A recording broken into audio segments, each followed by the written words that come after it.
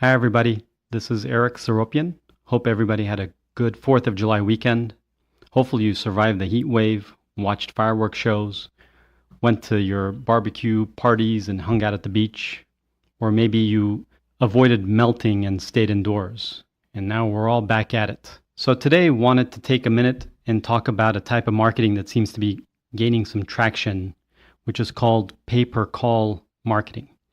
Going to dedicate the entire video to this one subject. I think it's pretty important and hopefully you'll learn something. And if you have any questions and thoughts, reach out to me and maybe I'll learn something and share with everybody else. Also, if you could, subscribe to my channel and like the video.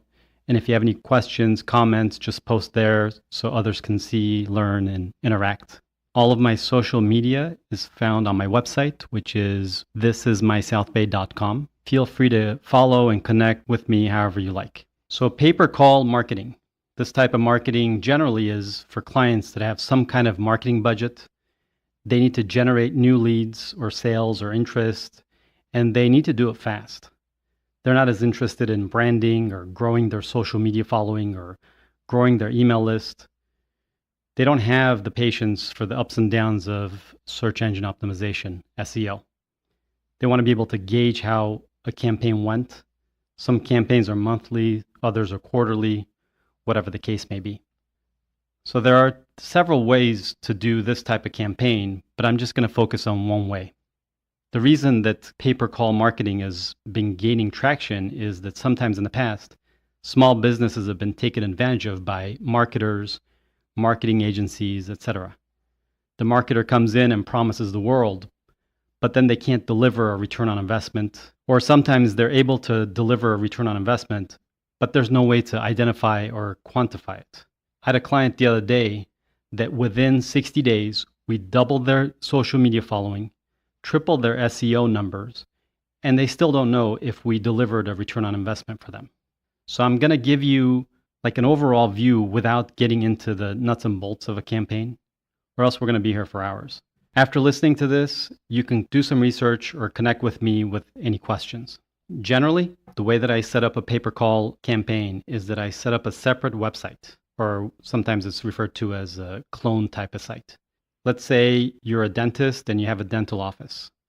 I go in and make a similar website. I transfer some of the content over.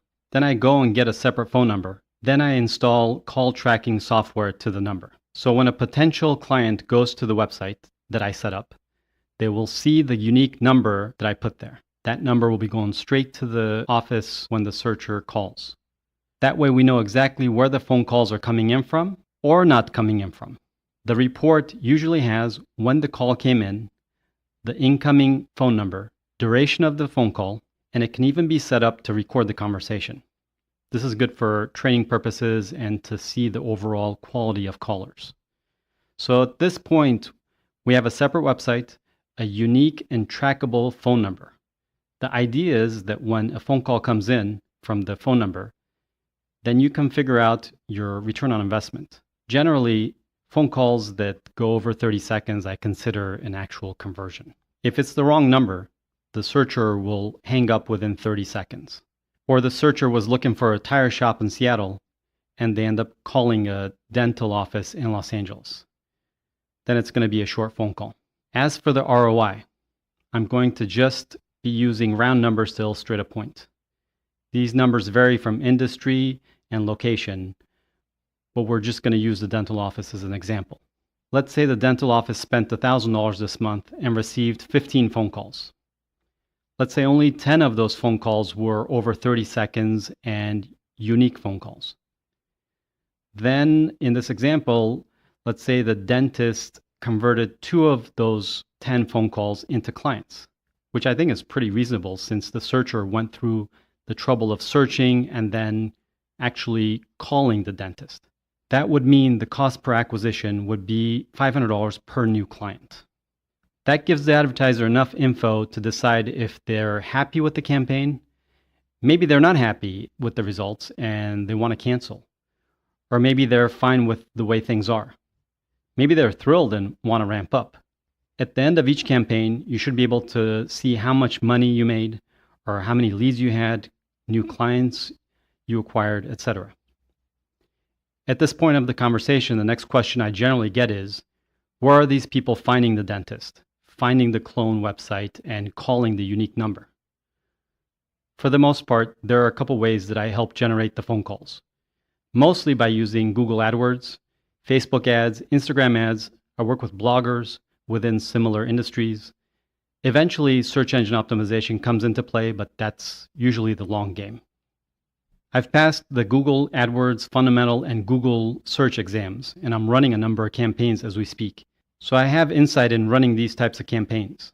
The thing to keep in mind is that ideally, you want to eventually optimize your campaign, and that takes some time to do so. Again, there are several ways to run a pay-per-call campaign. This example is just one of them. I find it to be a straightforward way to figure out one's ROI. Please subscribe to my channel, like the video, and if you have any questions or thoughts, reach out to me. Also, don't forget to go to my website, thisismysouthbay.com, and follow me on other social media channels from there. Take care, everybody.